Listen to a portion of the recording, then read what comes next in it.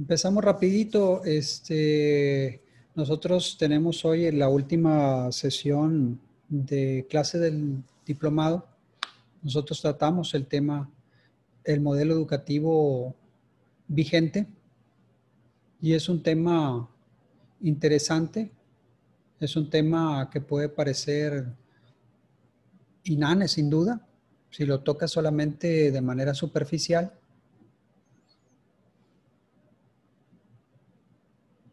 Y vas tocando simplemente la forma como se estructura, se organiza y los fundamentos legales de la educación. Se termina en una hora a lo sumo metiéndole un poco de paja, porque el tema es ese. ¿Cuáles son los fundamentos legales? ¿Dónde están los artículos constitucionales? ¿Cómo se organiza? O sea, ¿cómo está ordenada la educación? Y ojo, ¿cuáles son sus fines y propósitos? Te lo podrían entregar en un tríptico, en un manual, en unas cuantas hojas de Word, te lo lees y punto. A mí me parece muy interesante enfocar esto desde una perspectiva histórica y ver cómo al país le ha costado tanto trabajo ir organizando, estructurando, ir diseñando y por supuesto, ¿no?, involucrar el debate mismo de la educación nacional. Y entonces el tema se vuelve algo más rico. Por supuesto, si tú vas viendo el sustrato ideológico, la forma como una nación se va creando a sí misma en la medida que va creando su sistema educativo, la forma como va forjando ciudadanos en la medida en que cuenta con los espacios institucionales para desarrollar su conciencia y que va discutiendo y debatiendo acerca de los contenidos y los enfoques que hay que darle a la educación, pues el tema se vuelve más robusto e interesante. Ojo, ¿no? Ojo con esto. O sea, si eres una persona con la mente desamueblada, abordas de manera muy burda, muy pedestre un tema y lo haces aburrido.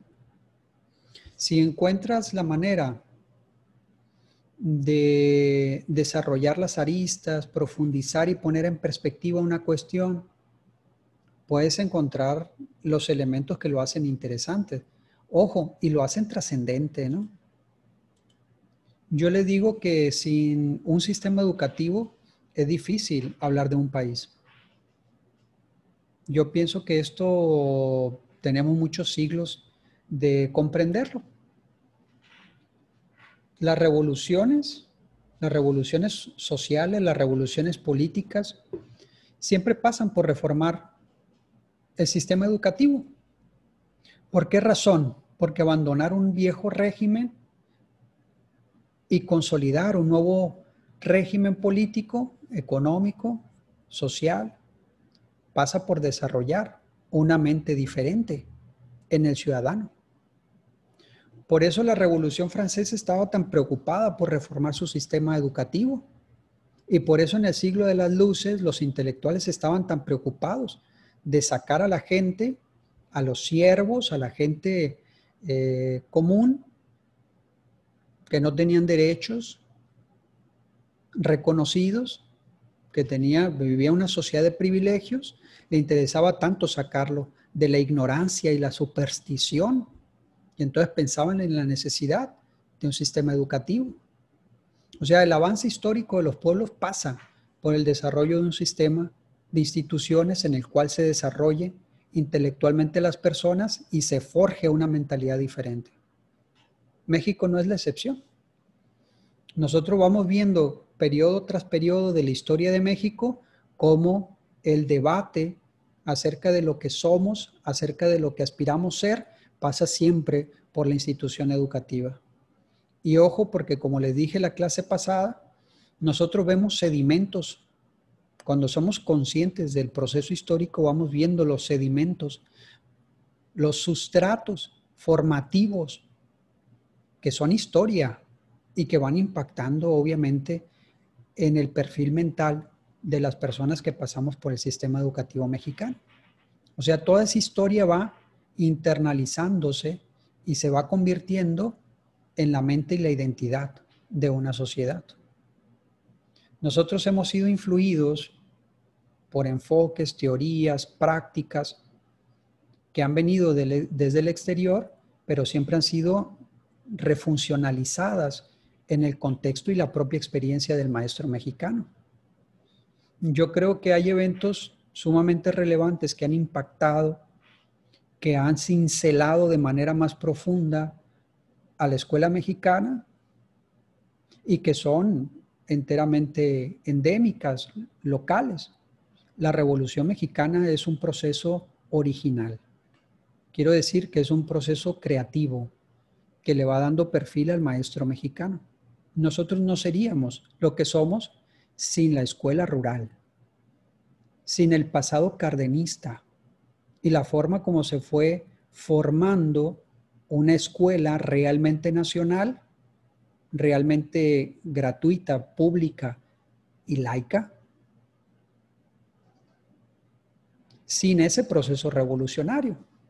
En ese proceso revolucionario estaban una serie de cuestiones a debate, le costaron la vida a millones de mexicanos, y una de las cuestiones más importantes era: yo que soy peón, yo que soy indígena, yo que soy analfabeta, yo que soy revolucionario, ¿qué voy a dejar a mis hijos?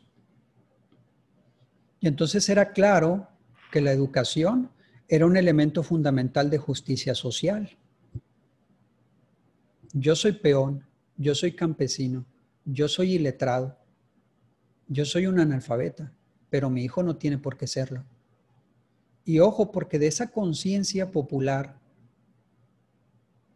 de arriesgar la vida, de sacrificar la vida, porque vengan generaciones futuras que gocen de bienestar, esa conciencia del revolucionario mexicano pues creó a la primera generación de médicos, ingenieros, creó a la primera generación de profesionistas, y un país que era eminentemente agrario y totalmente analfabeta fue creando en su interior, con un enorme esfuerzo social, pues a una nación donde predomina la gente educada. En el proceso se perdió el rumbo. Algo pasó entre los años 40 y los años 80 que México perdió la brújula, se extravió. Y entonces, de tener muy claro que se tenía que modernizar, de que tenía que ser un país que desarrollara sus recursos humanos, sus capacidades industriales y que contara con industrias nacionales propias que le dieran la oportunidad de dirigir sus propios destinos, y que por eso necesitaba al Politécnico, a la Universidad Nacional Autónoma de México, que necesitaba universidades públicas.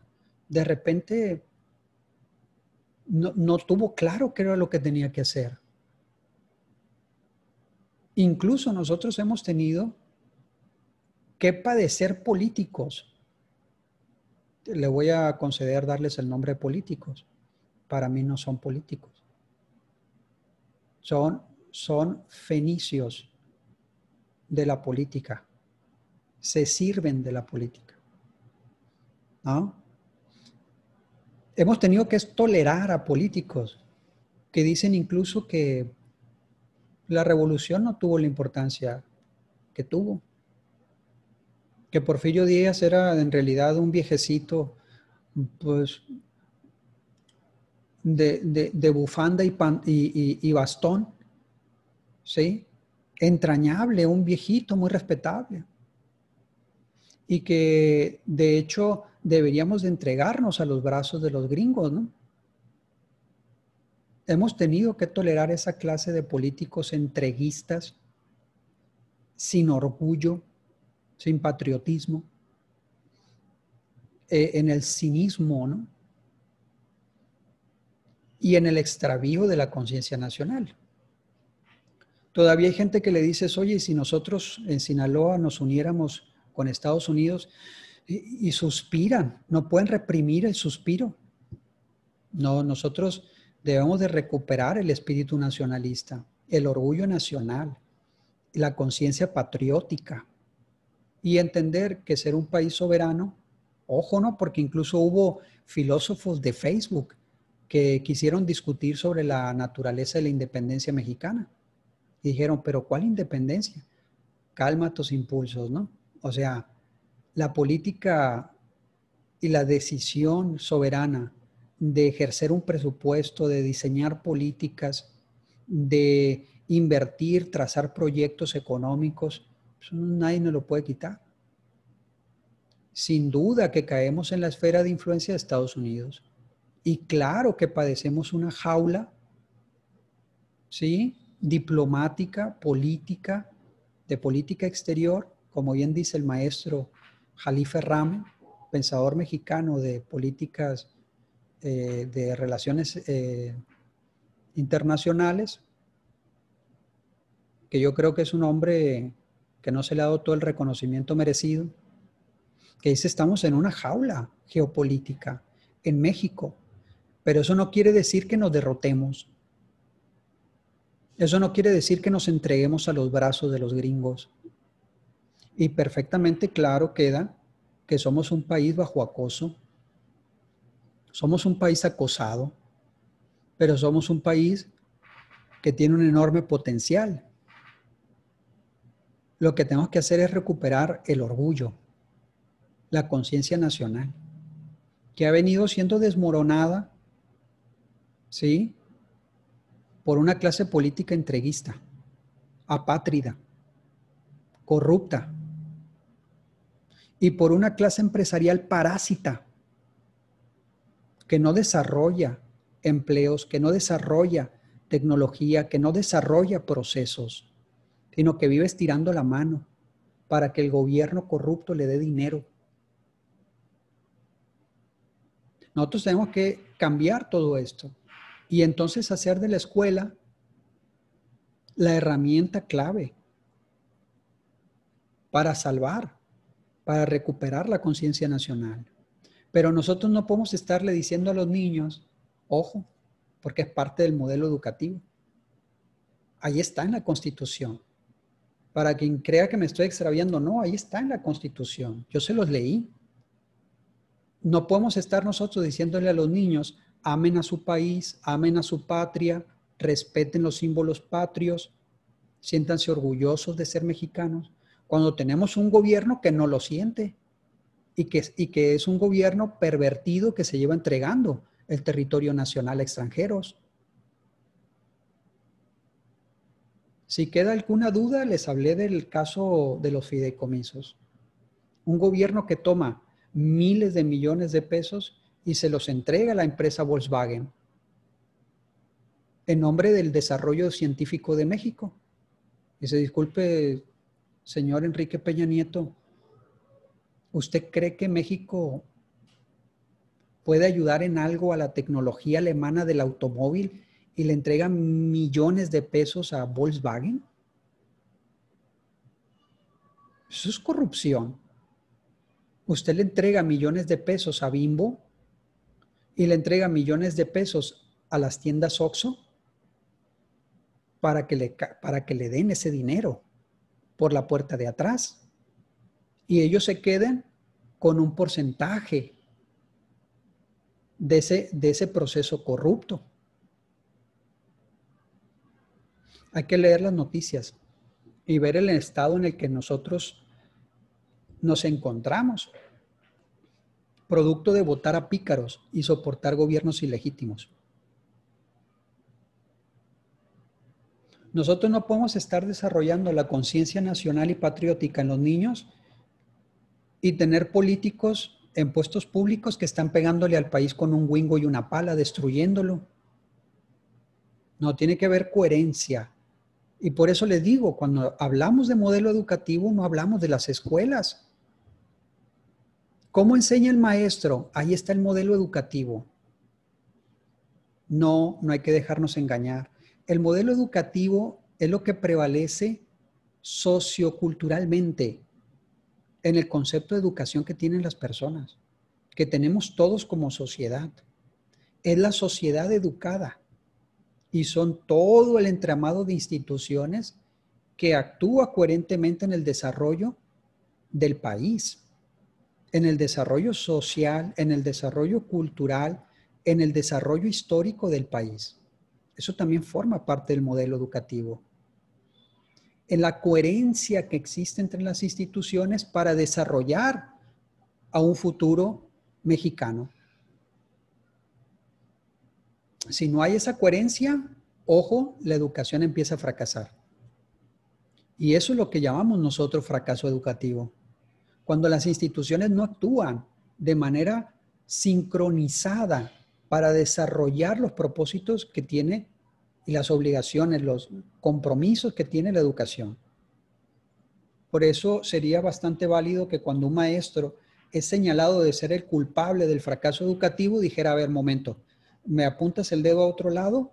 Porque las televisoras no pueden estar haciendo un halago, no pueden estar promoviendo y haciendo una apología de la estupidez humana y yo tener éxito en mi clase. No puedo. No. Yo no puedo estar sacando intelectuales, críticos, casi unos filósofos consumados y la televisión sacando a la familia peluche. No puedo. No, porque un simple maestro, un humilde maestro no tiene más influencia que la televisión. La televisión tiene que actuar de manera sincronizada, ayudando al desarrollo cultural de la nación. Ojo, ¿no? Porque nosotros hemos pensado ya en estas cosas relacionadas con la decencia, el orgullo nacional como asuntos imposibles. Nos hemos acostumbrado al fracaso, al naufragio cultural de México. Pero si nosotros vamos a otros países, vemos con toda naturalidad su prosperidad, su orden. Decimos, mira Alemania, las calles de Berlín, qué hermosas, cuánto orden. ¿Por qué ellos sí y nosotros no? ¿Estamos impedidos de alguna manera? No estamos impedidos. Hemos sufrido por muchas décadas gobiernos barbáricos que se han dedicado a destruir el país. Eso es lo que ha sucedido. Viene un amigo finlandés y dice, oye, ¿cómo hay baches aquí? Pues por cada bache hay un pícaro en el gobierno. Y se han valido del atraso y la ignorancia para perpetuarse en el poder. Esos baches tienen nombre. Son los pícaros que toman los presupuestos y se los llevan a su casa.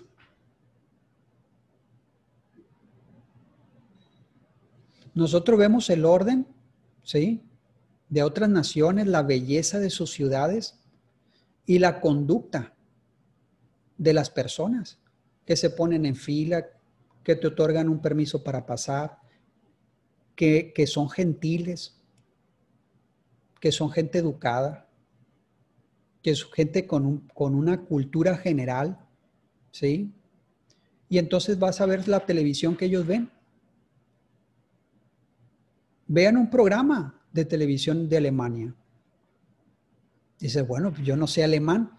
Es que Alemania tiene sus canales en español.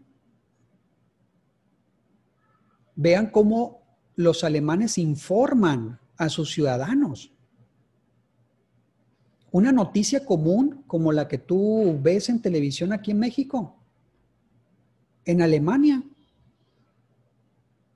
parece una clase de doctorado.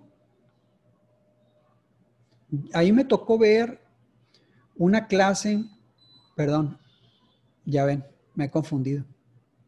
Ahí me tocó ver una cápsula noticiosa de un programa de noticias de Alemania. Le explicaban al alemán común, al alemán promedio, cómo se fijan los precios de los artículos que consumen. Le decían en el programa de noticias, no sé qué noticias ven ustedes en televisión, TV Azteca, Televisa, No sé cómo se llaman ya sus programas de noticias porque huyo de ellos como si fueran lepra.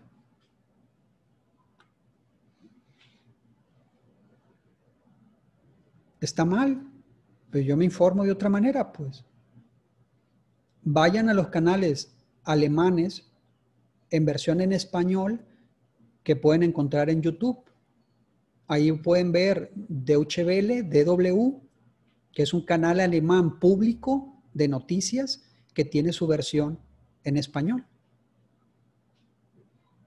DW. Le explicaban al alemán cómo se fijan los precios de los artículos. Y es increíble, es un tema de los más difíciles de la economía actual. ¿Cómo se fija el precio de un huevo? ¿El vendedor impone el precio? No. ¿El señor de la tienda impone el precio? No. Sin duda el que produce, el que comercializa y el que te vende el huevo forman parte del proceso. Pero ellos no fijan el precio arbitrariamente. Tiene que ver con los insumos, tiene que ver con el proceso productivo, tiene que ver con el capital invertido, con el trabajo. Todo esto, o sea, hay un mecanismo en el que la suma, la resta, la aplicación de una fórmula deriva en la fijación de precios, pero es un proceso dinámico. Tiene que ver con las existencias, con el stock y tiene que ver con los energéticos. Y todo está cristalizado en un número que se va cambiando, va variando en el tiempo.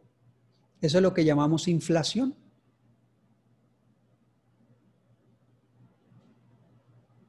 Si tú vas con el mexicano promedio y le preguntas cómo se fijan los precios,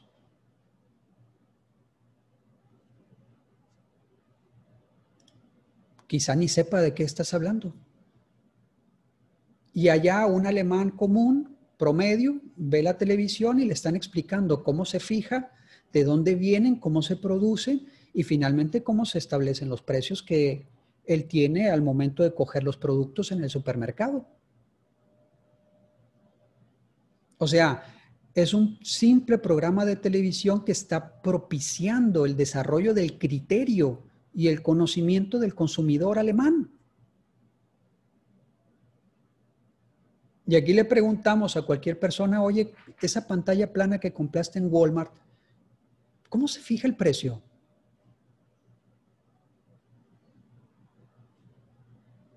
Le rebota la pregunta en la mente, ¿no? No tenemos ni la menor idea. Ojo, pero si nosotros preguntamos a la gente común, ¿cómo nacen los niños? Conocimiento de embriología básica. ¿Cómo nacen los niños? ¿Cómo se van desarrollando semana a semana en el vientre de su madre? ¿Qué sistema se desarrolla primero? Y en los meses ya de gestación, ¿qué sucede en el proceso? Se van a dar cuenta, si ustedes hacen un experimento en su entorno, se van a dar cuenta, bueno, primero se tienen que documentar, leer bien, ¿sí? Y conocer todo el ciclo de la gestación para darse cuenta que es un proceso maravilloso y muy complicado, muy complejo. En el vientre de la madre se están formando todos los órganos, pero llevan un ritmo. El proceso está pautado y la embriología va estudiando ese proceso. Si ustedes hacen acopio de todo ese conocimiento y lo plantean sinópticamente y aprenden el proceso, que es maravilloso, no sería perder el tiempo, y van y hacen una consulta, porque es el fin de esta investigación, y le preguntan y deducen cuál es el porcentaje, el conocimiento básico de la embriología que tiene la gente, se van a ir para atrás. Si le preguntan a las niñas de secundaria, si le preguntan a las niñas de preparatoria, si le preguntan a las niñas de universidad, se van a dar cuenta que su conocimiento es limitadísimo. muy limitado. Y si a un mexicano promedio le preguntas por qué llueve, dice, bueno, eso ya está exagerando. Bueno, estudien el ciclo del agua. Vean la infinita maravilla que consiste en ver llover. Pues se precipita porque se condensa el agua en la atmósfera. No es tan sencillo. No es tan sencillo. Se necesitan partículas muy específicas, muy especiales, para que se aglutine en torno a ellas el agua. Y no se precipita donde sea. La lluvia no cae donde sea. Hay ciertas condiciones en la geografía misma para que llueva. Entonces, cuando tú ves llover, ves una armonía que es lo que mantiene vivo al planeta.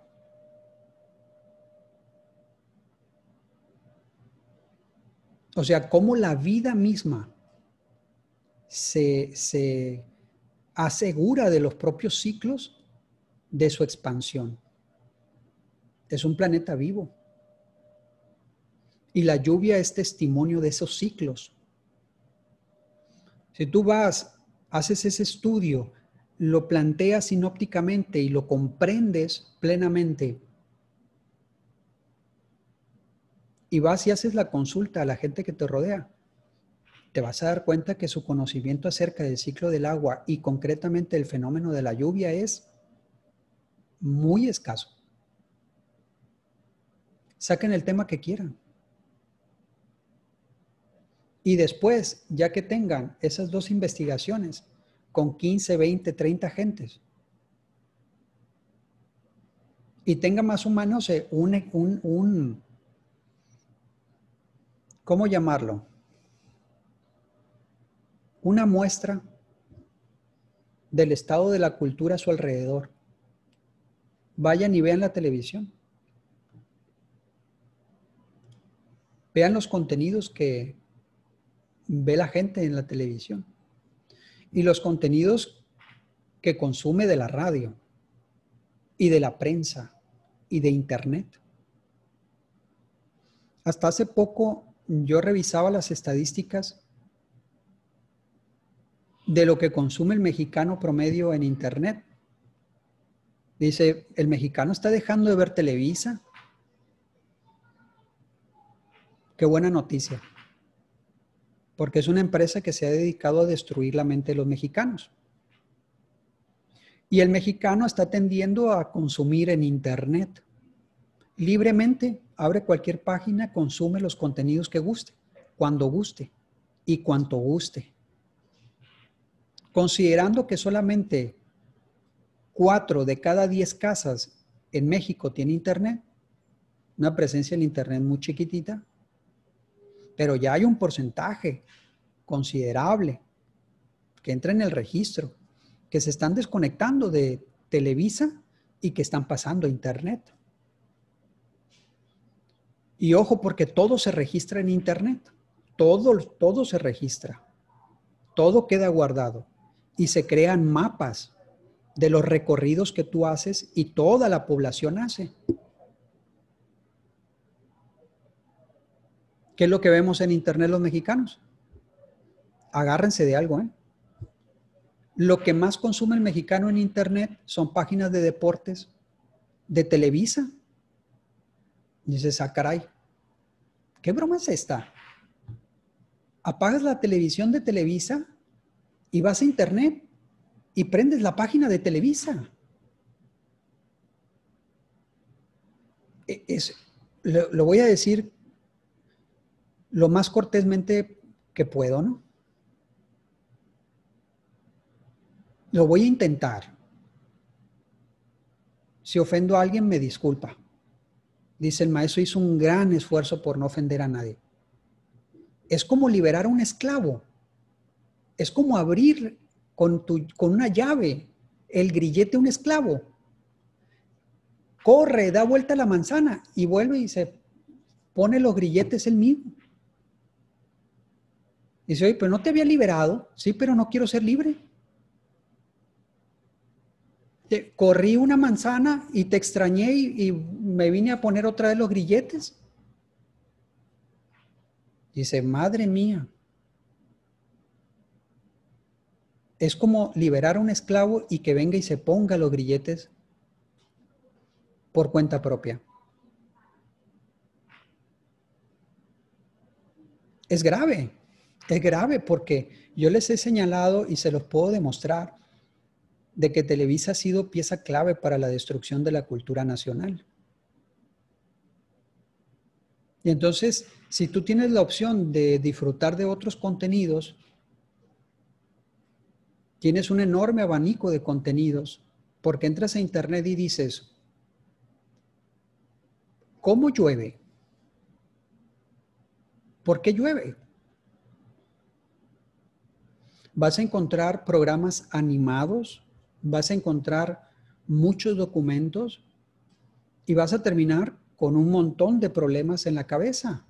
De tal manera que cuando veas llover, vas a ver llover. Tu mente se va a desprender de la realidad y vas a vivir en una infinidad de planos. Si ver llover de por sí es hermoso y nos invoca estados muy particulares, cuando tu mente y tu conciencia comprenden a profundidad la complejidad de ese evento, pues olvídate, es poético, es poético. A esa gota de lluvia le toma miles de años. A esa gota que cae en tu mano le toma miles de años cumplir ese recorrido. Quiere decir que tú eres testigo de un evento maravilloso e irrepetible en tu vida. Tú vas a ver esa gota y te vas a ir y el viaje de la gota continúa. Pero va a encontrarse esa gota algún día con otro ser humano preguntándose por otras cuestiones. Entonces, cuando eres ignorante, nada de eso te maravilla, pues. Cuando tú te desprendes de tu contexto inmediato con el conocimiento, todo te maravilla, todo te deja absorto. Porque el mundo que nos rodea está plagado de eventos increíbles en nuestro interior, en nuestro entorno y en el mundo entero. Ahora, hemos reducido toda nuestra maravilla, nuestra capacidad de maravillarnos, lo hemos reducido al consumo y al tener y al poseer. No tenemos otro contacto con el mundo más que la posesión y el dinero. Y llevamos nuestras relaciones a imagen y semejanza. No concebimos otra imagen de amar más que poseer, dominar, suprimir. Y esta mente está enfermando el planeta entero, ¿no?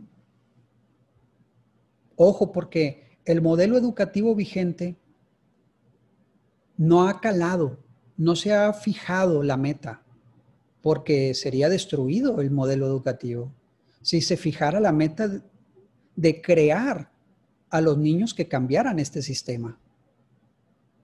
No dice, bueno, hay que formar niños críticos, que sepan hacer el análisis y la síntesis, pero hasta cierto nivel. No porque destruyen la sociedad. Esta realidad, este sistema que funciona a base de destruir al planeta, no está bajo cuestión. No, el capitalismo no se puede cuestionar. O sea, este sistema basado en el empobrecimiento de miles de millones de personas para que unos cuantos vivan en el paraíso, no se puede cuestionar. Tenemos que formar los recursos humanos para que se siga reproduciendo el sistema, tal cual está, con todos sus defectos. Como decía el Quijote, con todos sus entuertos, con todas sus injusticias. Y entonces el niño ¿sí? Que aprende rápido a descubrir, a tantear su cultura, dice, aquí lo que importa es el dinero. Y entonces el maestro que quiere enseñar la honestidad, la justicia, la rectitud, pues tiene un serio debate en la mente del niño. Es una verdadera batalla frontal. Dice el niño, ah, caray, pero ¿cómo ser honesto en un mundo así? ¿Cómo ser recto y honorable en un mundo así? ¿Cómo amar el conocimiento en un mundo así? Por eso el sistema educativo fracasa. Porque hay una enorme escisión, lo estoy diciendo elegantemente, escisión entre lo que reina en la calle y lo que reina en la escuela. Y ojo, lo que reina en la escuela no difiere mucho de lo que reina en la calle en términos de conocimientos disolutos, dispersos, desorden. Ojo con eso. O sea que en un plano cultural, en lo que verdaderamente predomina, la escuela mexicana no ha fracasado. En los propósitos que se fija formalmente sí ha fracasado. Pero si nosotros vamos a un día del niño y nosotros vemos a los niños cantando, bailando a grito, voz en grito o grito en voz o alarido, pues, cantando narcocorridos y bailando, y dices, y yo bailaba cri-cri. Y estos niños de 8 años están perreando. O sea, ¿qué ha pasado con la escuela? Que ha perdido su rumbo, que ha claudicado a su misión cultural y se ha rendido a la decadencia sociocultural más absoluta.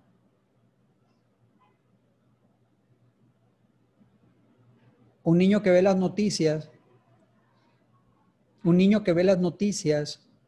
le dice el papá, no, que no las vea. Un niño que se enfrenta a los reportes, a las noticias diarias,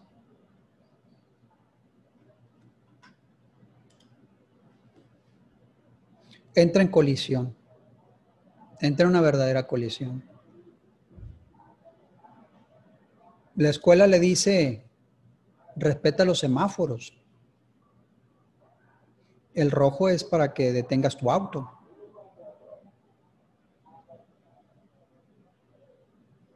El amarillo es precaución, es para que vayas haciendo un alto y ya no cruces. El rojo es un alto total y el verde siga. Y descubre, ¿no?, los protocolos de seguridad, porque esa clase se da en un entorno en el que se habla del respeto, la norma, la sanción. Y los niños chiquitos se toman muy a pecho ese asunto de la sanción. Le dices en la escuela, no comas comida chatarra. Y la mamá lo primero que hace es llevarlo a McDonald's. Y dice, no, mamá, yo no quiero comer comida chatarra. Y la mamá se indigna. ¿Por qué dices que no vas a comer comida? Pues que es comida chatarra. Y el niño es testigo y sanciona. Y dice, está mal pasarse en semáforo en rojo. Es amarillo. Es verde. Empieza a descubrir poco a poco en un mundo, los fundamentos de un mundo organizado. Todo esto se habla en la escuela en torno a la convivencia. Es una palabra maravillosa, ¿no? Convivencia. Pero ¿qué pasa hace 2 días? Que un muchacho está en el semáforo en rojo y un mandril le toca el claxon atrás, exigiéndole que se pase en rojo. Y continúa el mandril, este mono salvaje, tocándole el claxon. ¿Por qué razón no se va a pasar? ¿Por qué le interrumpe su camino? a ese mandril. Se baja del auto y ya mata al muchacho. Es con la clase de intelectuales humanistas con los que tenemos que vernos todos los días. Esa clase de animales. Salvajes, burdos, que se pasan por arriba de las banquetas, los camellones, se pasan el rojo. Ojo, ojo, porque es la norma de la conducta. Es un evento, pero es un evento paradigmático en términos culturales. La falta de cortesía, la falta de educación, la falta de respeto, la falta de educación continua. ¿Qué es lo que ves a tu alrededor? Pues el desorden más absoluto, el caos y los eventos más arbitrarios, que no hayas dónde colocarlos. Es una sociedad desordenada. A ver, ¿a qué quiere llegar el maestro? Pues a una simple pregunta. ¿No va a fracasar la educación en ese contexto? ¿Se le puede exigir que tenga éxito, que sea una educación de excelencia a la escuela en un contexto así?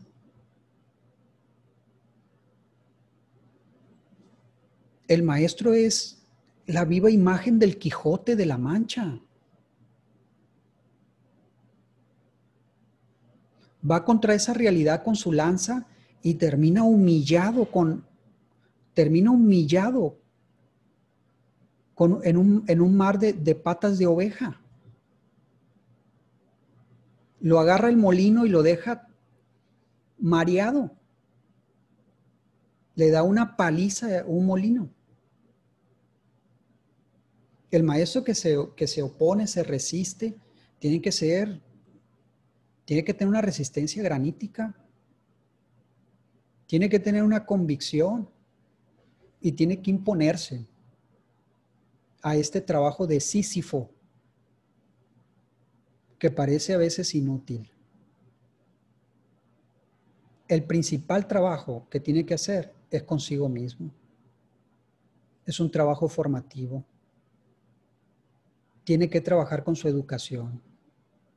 Tiene que ser una persona que conozca. Pero ¿cuántos maestros? O sea, el trabajo de misionero que emprende el maestro empieza por sí mismo. Es decir, tengo que conocer aritmética, tengo que conocer el español. No puedo plantarme ahí y escribir con falta de ortografía, amigo. No puedo escribirle un mensaje por WhatsApp a la mamá y que la mamá diga, ah, caray. Sentí que Tutankamón me envió un mensaje del más allá, porque no le entiendo nada. Una ortografía pésima. No, tiene que tener también una cultura general. El maestro tiene que pasar por la escuela. Y es una escuela muy compleja porque es una escuela que tiene que ver con los contenidos y también tiene que ver con esta dimensión pedagógica. ¿Cómo esto que sé puedo enseñarlo? Es un proceso que tiene que trazar un puente muy delicado, que va del conocimiento formal a la comunicación y de la comunicación al diseño de actividades estratégicas que permiten el traslado. Y estar monitoreando continuamente y estar trazando ayudas para que ese traslado sea efectivo y se vuelva la estructura sobre la cual se va construyendo la mente del niño. Necesitas un trabajo de monje tan sistemático, así, un trabajo de franciscano o de jesuita tan sistemático, tan entregado, y perdón que lo diga, tan mecánico, de una constancia e ir registrando logros pequeños, pequeños saltos, acumulativos. Esto se tiene que hacer en la complicidad con el padre y la madre. Ahí está una garantía de éxito. El padre y la madre que creen en el maestro que cree en su labor y que está comprometido con el desarrollo intelectual de los niños. Se dice fácil, ¿no? Son pocas sílabas. Hasta tiene su ritmo. Pero llevarlo a la realidad es mucho, muy complejo. Bueno, pues esto tan claro, estamos nosotros en un contexto que no lo tiene tan claro. Estamos en un contexto donde la propia imagen del maestro se ha venido abajo y sus conocimientos y su preocupación se ha venido abajo. Entonces, cuando nosotros nos preguntamos por el modelo educativo vigente y vemos la ley, vemos la Constitución y vemos que hay allí un compromiso muy alto, moral, humanista, muy alto, por recuperar la imagen y el estatus del maestro. Y el maestro tiene que ser coherente, congruente con ese propósito que le da la Constitución. ¿Cómo forma a niños críticos? ¿Qué es eso de ser crítico? Si tú no tienes un concepto del mundo, si tú no tienes un modelo, o sea, si tú no tienes ideología que te permita discriminar entre lo que es bueno y lo que es malo, entre lo que es correcto, entre lo que sirve a los propósitos de la educación y lo que no le sirve a los propósitos de la educación. Si tú no tienes un mundo aquí adentro que oponerle al mundo de afuera, ¿cómo vas a ser crítico? Tú tienes que tener ideología. Tu mente tiene que tener claridad política y decir, este mundo está actuando en contra de los niños. Este mundo está actuando en contra de la niñez. Porque los niños los queremos hacer adultos y los sobresexualizamos y los erotizamos y rápido los metemos en la vorágine del consumo. ¿Cómo llegamos a un juicio así? Cuando tú tienes en tu mente una imagen diferente. Cuando tú tienes en tu mente una propuesta política diferente. Si no, no puedes ser crítico. Entonces, esa crítica empieza por un trabajo con uno mismo. Ese trabajo con uno mismo pasa por conocer literatura, conocer a los clásicos, conocer teatro, estar bien informado, tener una cultura general, saber escuchar y saber exponer tus ideas y saber escribir. Esta imagen del misionero me parece que es muy importante. Es una persona que sabe que trabaja con almas y que tiene metas y propósitos muy claros y que vive una reflexión constante.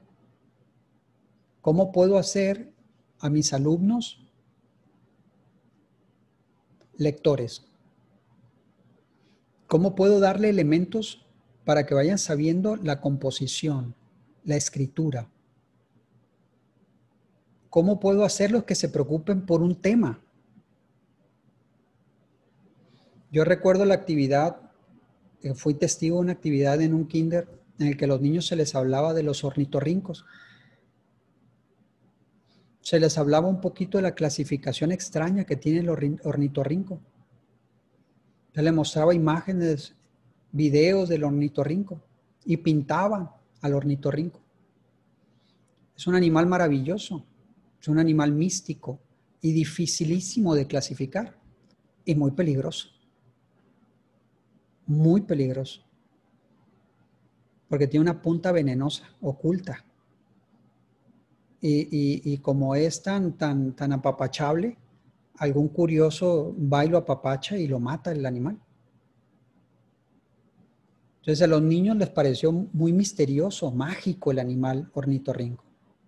Todos corrían por el kinder con sus pinturas, sus dibujos, le ponían sopitas al ornitorrinco. Yo pienso que esos niños todavía se acuerdan del ornitorrinco, ¿no? Por la forma como se fue estructurando la clase, con estrategias, estímulos visuales, trabajo manual y hablando de algo interesante, ¿no? Y lo que pasa es que del kinder a la primaria y a la secundaria vamos viendo un declive del interés que no está en la mente del niño.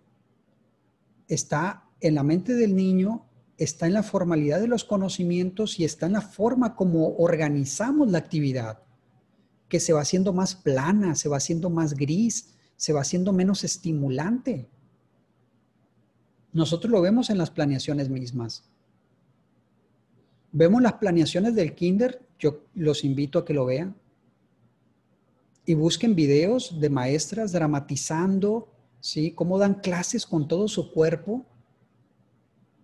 Y en primaria y secundaria se va perdiendo esa parte dramática. Y la riqueza de las planeaciones se va perdiendo. Se pierde la plastilina, el dibujo, se pierden las paletitas de las maderitas de paleta, se pierde el trabajo manual, se pierde el interés y se va haciendo un conocimiento cada vez más árido por la naturaleza de los contenidos, porque se van haciendo más formales, pero no solamente por eso. No solamente por eso. Yo creo que juega su papel, además de lo que ya he dicho ya, una pseudopsicología, o sea, una pseudoteoría psicológica, que decimos que el niño ya creció, ya puede valerse por sí mismo, ya que él se haga responsable, que ha ido haciendo más laxa, que ha ido haciendo más impersonal al trabajo de los grados subsecuentes y que vamos abandonando a los niños, dejándolos un poco a su suerte, ¿no? Cuando en realidad en cada momento de nuestra vida nosotros necesitamos el aliento, necesitamos la confianza, necesitamos la ayuda para aprender y para crecer. Y el maestro forma una figura importantísima en ese proceso. Necesitamos maestros que recuperen esa parte, ¿no? Lo estamos viendo en la Constitución, lo estamos viendo en la ley, como que está insinuado el propósito, pero no está dicho lo que yo les comento. En los talleres y en el contexto social más amplio, ¿no? Hay como cierta crítica hacia el maestro que debe alentar la recuperación de una imagen diferente, la construcción de una imagen diferente, de una persona ocupada en sí misma, en su cultura y su educación, en su aspecto, en su comportamiento, aspecto y comportamiento. Ojo, porque para ser hay que parecer, ¿eh? No tienes que estar preocupado por eso. Que te vean en la calle y digan, ella es maestra, él es profesor. Entonces, necesitamos dignificar el trabajo del maestro. Y también estar muy ocupados en las técnicas, las estrategias, los enfoques que le dan su cuerpo a la pedagogía. Estar muy preocupados en llenar verdaderamente de contenido la siguiente idea. La mente no se desarrolla de una sola manera. La mente humana no tiene un solo camino. No hay un camino real para desarrollar la mente. Son muchos caminos y muchos muy misteriosos caminos. Por eso nosotros tenemos que usar el juego, la lectura, elementos lúdicos y también elementos formales, elementos serios, colaborativos, y tenemos que en ese abanico tener muchas estrategias para estar frente a los niños, frente a nuestros alumnos, alentándolos a conocer. ¿Qué es el modelo educativo? Pues es lo que predomina en el aula. Son el tipo de contactos que tiene el maestro y el alumno en el aula real. Y todo esto se sustenta en una tradición, lo que ha hecho el maestro, una generación tras otra, lo que está en la herencia cultural del ser maestro. Entonces es la actividad y es la tradición. Y también están todos los documentos, la dimensión formal, la dimensión teórica, los fundamentos que se van discutiendo en los consejos técnicos, en las reuniones de zona. Todas estas formalidades, formatos, enfoques que se van planteando desde la secretaría a las secciones, de las secciones a las escuelas. Y también es la ley, es la superestructura que les comenté, que está en la Ley General de Educación, que está en el artículo 3º constitucional, y también hay una cuestión, que es el estatus del conocimiento, el estatus social del conocimiento, que tiene un peso muy importante. No se me ocurre ahorita una imagen, un símil que me ayude a expresarles la importancia. No se me ocurre el ejemplo que me pueda servir para expresarles la importancia, la relevancia, porque así de relevante es. Nosotros podemos encontrar oficios, nosotros podemos encontrar trabajos y actividades que gozan de un enorme prestigio entre la sociedad. Ojo, dije una palabra clave ahí, prestigio. Y en el momento de desarrollar su actividad, ven favorecido por el entorno, por el prestigio que tiene. La gente te respeta, la gente te reconoce, la gente te agradece por el prestigio que tienen. Porque un médico hace un bien. Ojo, porque la medicina también está en decadencia, ¿no? Tiene un serio problema en términos de su formación humanista, en términos de su formación moral. Creo que le hace falta una fuerte dosis de ética ahí en la escuela de medicina a los jóvenes para entender que no es el dinero, que es la salud humana,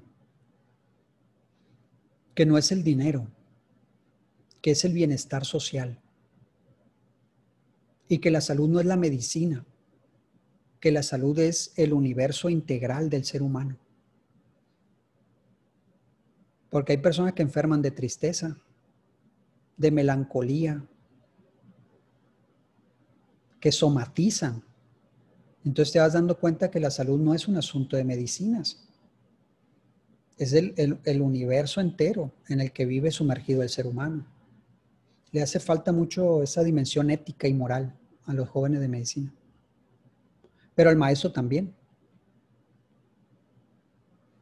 Entonces ese prestigio, el estatus que se le da al conocimiento, también forma parte, es un elemento muy, muy importante cuando nosotros abordamos el modelo educativo vigente, porque tú vas en representación y encarnas y expandes o inhibes lo que es la educación con tu propia práctica y el prestigio va pesando, ¿sí? Antes era el profesor, la profesora, la maestra, era un acontecimiento muy respetada la maestra. ¿Qué es lo que ha venido pasando? ¿Qué es lo que ha pasado? ¿Y cuál es la historia que está detrás de ese desprestigio, de esa imagen deslavada del ser profesor? Entonces nos vamos a dar cuenta que hay un proceso social muy complejo detrás de esa crisis de la imagen profesional del maestro. Porque la escuela ha estado bajo ataque. La cultura ha estado bajo ataque. El conocimiento ha estado bajo ataque en este país. Parece que era misión hacer del conocimiento, del libro, del debate, la discusión, hacer algo fuchi, menospreciar el conocimiento. Y entonces el estatus del conocimiento ha ido decayendo. Y eso impacta fuertemente en los resultados de la educación. ¿Eso forma parte del modelo educativo? Sí, porque va determinando las prácticas mismas, que van enhebrando y que van concretando, cristalizando a la educación. Ojo con esto. Bueno, hay una cuestión que recuperar. Nosotros tenemos pendiente la lectura de la Ley General de Educación. Yo quería compartírselas en este momento. Me gustaría simplemente puntear, no hacer como la sesión pasada, tomar lecturas, no, solamente tomar a la carrerita 1, 2, 3, 4 puntos para que se den cuenta la naturaleza de la ley. Es decir, cuando nosotros leemos una ley, el apartado de una ley, ¿qué leemos? Alguien puede decir una norma, ¿sí? ¿Y qué relación tiene esa norma, ese código, con la realidad? Es un propósito que hay que cumplir, pero no siempre se cumple. Ojo, ¿no? Entonces, ¿cuál es la relación que hay entre la ley y la realidad? Estamos entrando en filosofía del derecho, criminología, porque a la criminología le importa el modelo de control y de poder que construye el código, sí, pero sobre todo que construye la gente viviendo en circunstancias reales. Si ustedes leen un libro de derecho en criminología, discute estas cuestiones. ¿Cómo vive la ley entre la gente en sus acciones reales? Todo un tema, ¿no?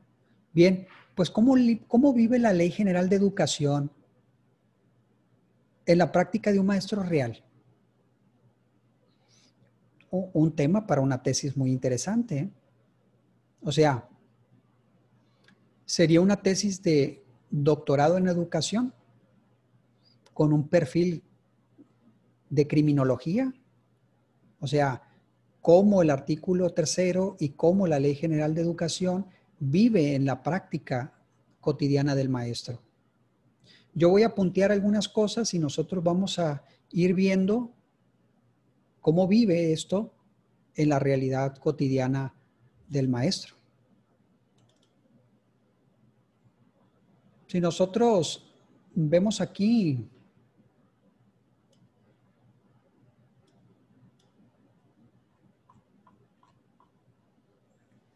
la Ley General de Educación y nos saltamos rápido al artículo 2, ya empezamos a ver las grandes distancias que existen entre los propósitos de la ley y la realidad, porque vivimos en esa condición de subdesarrollo. Nos falta institucionalidad. Pues si se los acabo de decir, nos falta orden. Hace unas clases les hablé del concepto sociológico del orden. Y no quiere decir que tengas bien barridas las calles. Bueno, nosotros no tenemos ni banquetas, ¿no? Ni banquetas. No sé si saben que cuando nosotros salimos de Sinaloa, en otras ciudades nos gritan, pareces de Culiacán, porque va caminando por la calle. Súbete a la banqueta, pareces de Culiacán. Y dices, sí soy. Pues vivimos en un desorden material, pero cuando hablamos de la categoría sociológica del desorden, queremos decir falta de institucionalidad. Y ahí, en una sociedad con falta de institucionalidad, se da esas grandes distancias entre el código, la norma y la realidad. Dice, artículo 2, todo individuo tiene derecho a recibir educación de calidad en condiciones de equidad. Por lo tanto, todos los habitantes del país tienen las mismas oportunidades de acceso, tránsito y permanencia en el sistema educativo nacional, con solo satisfacer los requisitos que establezcan las disposiciones generales aplicables.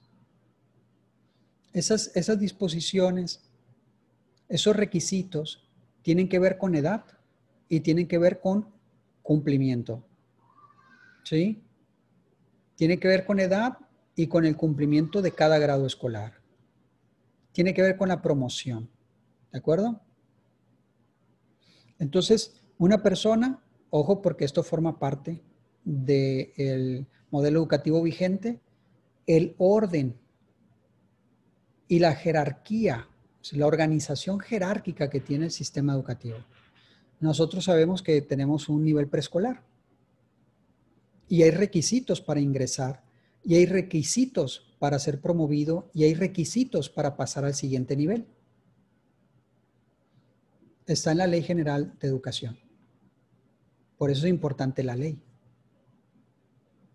Ahí se dicen los parámetros que hay que cumplir para transitar por este sistema de instituciones llamado educación.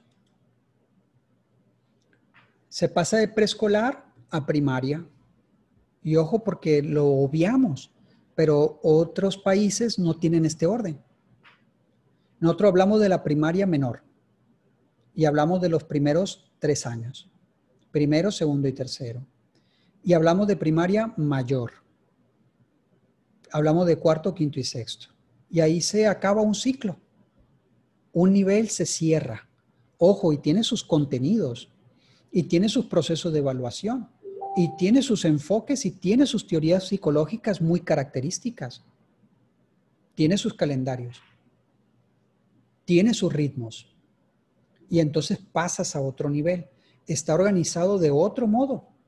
Es parte del modelo educativo vigente. Hablamos del nivel secundario. La secundaria tiene 3 niveles. Está dividido y organizado de otra manera, por materias, por trimestres, por bimestres, por semestres. Y cumples los rituales y das cuenta de una solvencia de los conocimientos que dice te enseñan, y con los promedios mínimos necesarios llegas a tercer año y acabas ese ciclo. El nivel que se abre frente a ti es el nivel medio superior. Les estoy diciendo obviedades, ¿sí? Pero forman parte del modelo educativo mexicano. Pasamos al nivel profesional, a la universidad. Y ojo, porque está organizado de un modo muy particular en México, que no es así en Argentina, que no es así en el Cono Sur, que no es así en Estados Unidos. No, forma parte de las decisiones que en materia de educación ha tomado el pueblo de México. Y entonces se abren los posgrados, ¿de acuerdo? Eso por salvar un requerimiento de la sesión del diplomado. Dice, si nosotros nos fijamos en el artículo 2, en el siguiente párrafo, vamos viendo la profundidad de las divisiones que existen entre la ley y la realidad, propio de un país poco institucionalizado, atrasado pues, subdesarrollado, con problemas de desarrollo de esa naturaleza. Dice, la educación es medio fundamental para adquirir, transmitir y acrecentar la cultura. Es proceso permanente que contribuye al desarrollo del individuo y a la transformación de la sociedad. Y es factor determinante para la adquisición de conocimientos y para formar a mujeres y a hombres de manera que tengan sentido de solidaridad social. Esta es una pieza clave. Me parece que es muy importante, que toca elementos que yo he comentado en este momento, porque deja claramente consignado en la ley que la educación es algo más que el conocimiento formal. que es un proceso algo más que informativo, que no consiste en estar metiendo palabras en la mente, que es un proceso formativo, que tiene que ver con la forma como el ser humano se ubica en el espacio y el tiempo, que tiene que ver con su inclinación moral, con su conducta, la forma como concibe al mundo y la forma como se concibe a él en el mundo y la forma como se compromete. Es una cuestión muy interesante porque dice que el profesor da conocimientos, pero también forma. Ojo, ¿no? El maestro no solamente recita contenidos, el maestro alienta y el maestro forja personas. Vean el estatus, hablando de estatus y de prestigio, vean el estatus que se le asigna al profesor. Es una persona que va aplicando la planeación, sus contenidos curriculares y que hace algo más. Forma personas. Es una pieza clave en torno a los compromisos y en torno a las obligaciones del profesor. Alienta a sus alumnos a ser sensibles y solidarios. Madre mía, qué complejo. Es una complejidad bárbara. ¿Qué significa ser solidario? Significa condolerte, sentir el dolor de otro. Y entonces significa ser empático, pero no sentir el dolor ajeno y decir, uy, qué bueno soy, sentí el dolor ajeno. No, no, no. Arriesgarte, tender la mano, ayudar. No, no es solamente una obligación, es algo más. Es una disposición, es una inclinación a ayudar. Y entonces, el maestro formando alumnos con esa dimensión moral para que sopesen más o menos la carga, ¿no? La carga de esta tarea. Siguiente párrafo. Dice, en el sistema educativo nacional deberá asegurarse la participación activa de todos los involucrados en el proceso educativo, con sentido de responsabilidad social, privilegiando la participación de los educandos, padres de familia y docentes, para alcanzar los fines a que se refiere el artículo 7º. El maestro no puede estar solo, pero él va creando los compromisos. Él alienta, él pide ayuda, él compromete. Ojo, porque en alguno de estos artículos dice que el maestro tiene la obligación de inculcar en sus alumnos esta preocupación y este deseo por aprender. Si se dan cuenta que en la ley hay plena conciencia de que el maestro no solamente informa, no solamente reza contenidos, forma personas, desarrolla la conciencia moral, la conciencia del sujeto, y que es un asunto que está a su cargo. Bien, leemos el artículo 7º. Dice, la educación que impartan el Estado, sus organismos descentralizados y los particulares con autorización o con reconocimiento de validez oficial de estudios, tendrá además de los fines establecidos en el segundo párrafo del artículo 3º de la Constitución Política de los Estados Unidos Mexicanos, los siguientes. Contribuir al desarrollo integral del individuo, por si quedaba alguna duda, ¿no?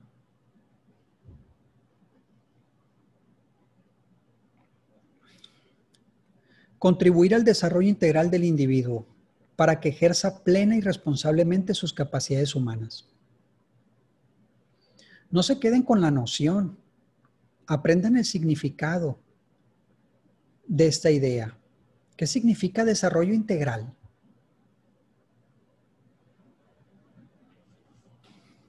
Ojo, ¿no? Porque nosotros tenemos la idea de que las personas emprenden acciones. Hacen cosas, pues. Bueno, pero ¿por qué la gente hace cosas? ¿Por qué emprende acciones? Los animales emprenden acciones. Van en busca de su alimento, buscan refugio. Pero las acciones de los animales y las acciones de las personas están en el mismo nivel. Se dan en el mismo plano. No. ¿Qué hace diferente a la acción de un animal a la acción de una persona? Una vaca pase, un caballo, una ardilla se reproduce. En esa dimensión ocurren los hechos humanos, las acciones humanas, quiero decir. No, porque el ser humano lo que hace es comprometer toda su evolución, toda su volición, toda su existencia, toda su voluntad.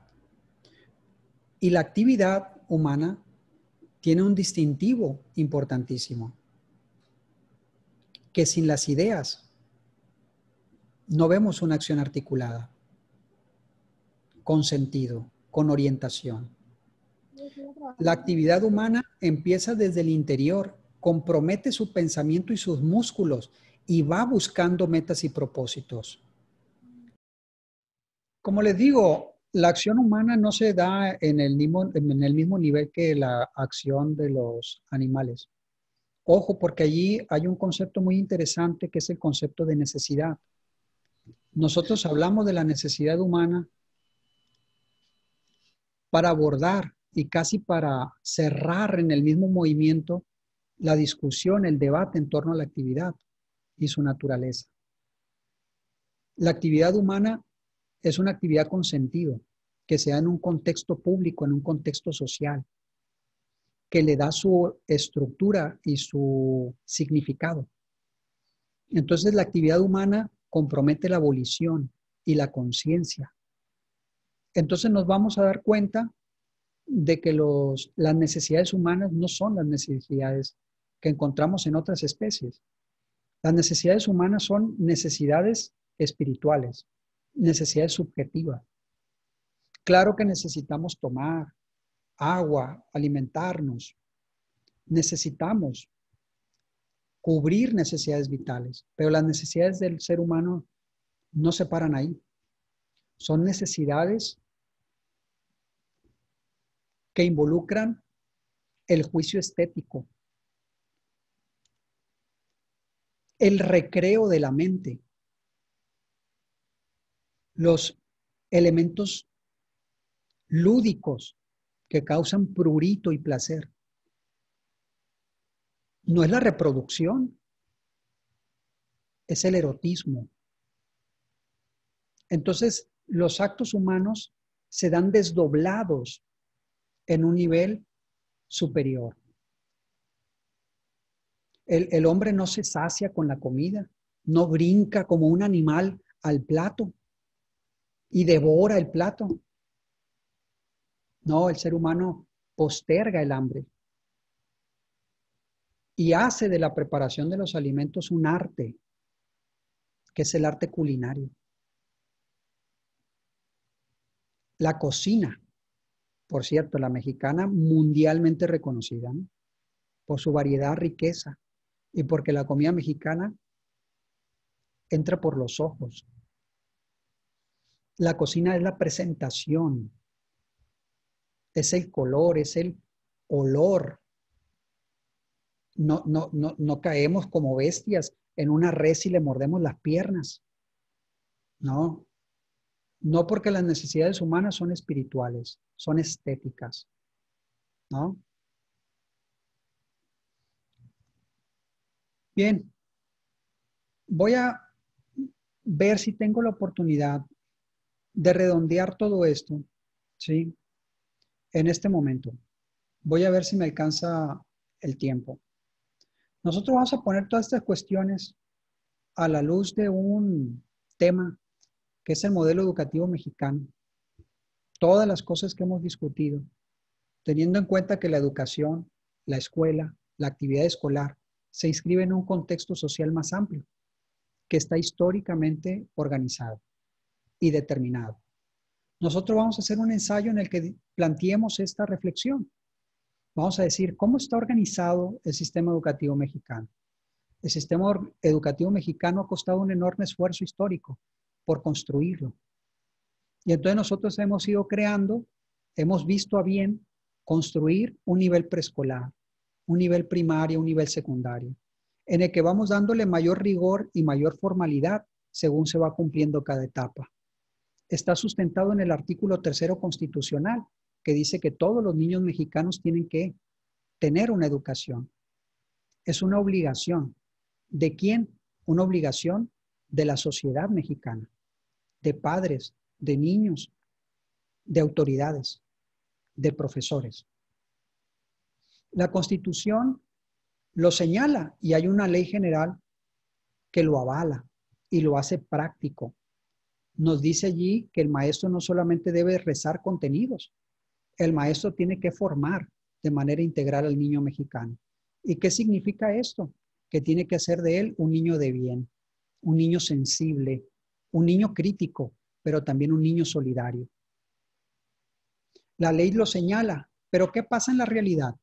Que tenemos serias deficiencias institucionales, serios problemas formativos en el maestro, graves problemas como la crisis de violencia, la pobreza, que nos presentan un panorama desolador muchas veces. Tenemos cobertura escolar, pero el maestro no llega porque no hay bases, no hay salario, no hay profesor. Tenemos serios problemas en el aprovechamiento, hay abandono escolar, hay reprobación. Entonces, el gran propósito de esta materia es entender que la distancia entre la ley, la Constitución y la realidad se debe de cubrir con un esfuerzo colectivo, un esfuerzo social, para darle cimiento institucional a la realidad mexicana e ir construyendo como un esfuerzo general para alcanzar los propósitos de la Constitución. La pobreza y la violencia están marcando mucho los resultados educativos en México. La gente que vive bien, la gente que aspira a vivir mejor, la gente que entiende que la educación es el puente clave para su movilidad social, la gente que por pura dignidad y orgullo aprende y concibe un enorme valor a su propia formación, es la gente que tiene éxito en la escuela.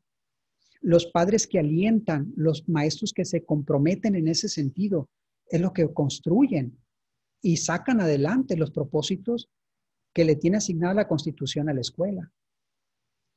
Pues esta reflexión que acabo de hacer, que ya con esto le escribí una cuartilla por lo menos, es lo que ustedes van a hacer. Todos los ensayos van a llevar un título, el modelo educativo vigente. Van a hablar de la forma como se organiza. Van a hablar de sus contenidos según el nivel.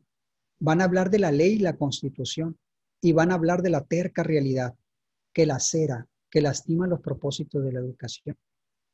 Y entonces, ¿sí? Junto con ese ensayo, me lo van a mandar a mi correo. Yo le voy a mandar después mi correo. Van a anexar un pequeño texto que va a ser una reflexión de cada sesión que vimos. Van a tener que volver a escucharme, ¿sí? Encadenados ahí, van a tener que volver a ver la clase para hacer una reflexión. Y además, los documentos que yo les mandé, hay que hacer un control de lectura. Todo esto se entrega para el día sábado de la semana que viene. Hasta el último minuto, hasta el último segundo del día sábado, todos el día sábado, no antes. ¿De acuerdo? Y entonces anexan estos 3 archivos: controles de lectura, reflexiones de cada sesión de clase y ensayo final. 5 cuartillas. Ojo, presentación más 5 cuartillas, ¿no? Una reflexión personal. ¿Cómo concluir esto? Bien, pues con una palabra alentadora, porque uno se siente recorriendo, haciendo camping por uno de los círculos del infierno y dicen, no, pues no hay nada que hacer. Somos un país plagado de problemas. Bueno, somos un país plagado de problemas porque somos un país complejo, diverso, con un pasado también complejo y porque tenemos mucho potencial, porque esto es una riqueza enorme, porque somos un país masivo, porque somos un país joven, porque somos un país en formación. Por eso vemos esta situación tan compleja. Vivimos en un contexto internacional también muy desordenado, muy complicado. La nota que nos da esperanza es la siguiente. El ser humano no tiene un destino. El ser humano va escribiendo su propia historia. Si llenamos de propósitos positivos, de propósitos altos a los maestros, si a los maestros que están en formación les inyectamos esos propósitos y ese enorme compromiso moral, intelectual que pesa sobre ellos, vamos a salir adelante. Yo confío en que el mexicano, recuperando su orgullo, recuperando su patriotismo, va a poner al país de pie y ya no va a votar a pícaros, va a recobrar su dignidad. Y entonces se va a dar cuenta, ¿no? Que una pieza clave en la recuperación de la dignidad del mexicano es la escuela. Por eso creo que hay esperanza. Por eso creo que vamos a ser un país mejor. Me voy a despedir aquí. Ha sido un placer tenerlos conmigo, mortificarlos un poco. Espero que se comprometan con las lecturas, que hagan un buen trabajo. Veo caras conocidas, me da gusto que se comprometan con terminar el ciclo, ¿no? Yo estoy aquí para ayudarlos. Hagan un buen trabajo para que tengan una buena calificación y hagan a continuación lo que mejor saben hacer, vivir, ¿no? Como decía Goethe, hey, no te olvides de vivir. Hay que hacerlo. Es una vez en la tierra nada más. Cuídense mucho. Reitero, me da mucho gusto estar con ustedes y pues me quedo sin batería. Esa es la cuestión. Les mando un abrazo. Hasta pronto. Hasta pronto, Hasta profe. pronto, maestro. Gracias, profesor. Gracias, Nos profe. manda las clases, profe. Gracias a ustedes. Cuídense mucho. Bye. Saludos. Bye. Bye.